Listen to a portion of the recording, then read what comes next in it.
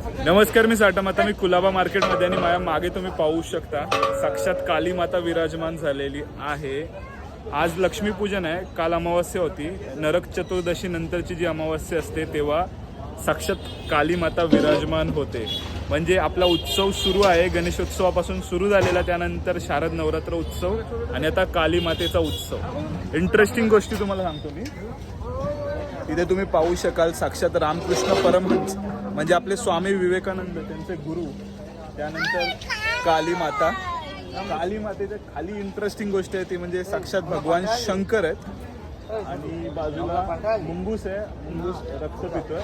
या दोन सखी आहेत आणि ते देवीजी आहेत ज्या आपले रामकृष्ण परमहंस त्यांच्या धर्मपत्नी आहेत. इंटरेस्टिंग गोष्टी तुम्हाला सांगतो ते म्हणजे रामकृष्ण परमहंस तुम्हाला माहिती असेल स्वामी विवेकानंदजी यांचे परमगुरू. तर त्यांना साक्षात काली मातेने दर्शन दिलं होतं आणि त्या प्रित्यर्थ काली मातेचं स्थापना केली जाते. अजून एक इंटरेस्टिंग गोष्ट आहे, त्यावेळेला बघा धर्माला ब्रिटिश तसे विरोध करायचे नाही आणि टिळकांनी जशा प्रकारे गणेशोत्सव सुरू केला तसंच ब्रिटिशांचं प्रतिकात्मक त्या किंवा निर्मूलन करण्यासाठीच अशा प्रकारचा काली मातेचा सेटअप केला जायचा.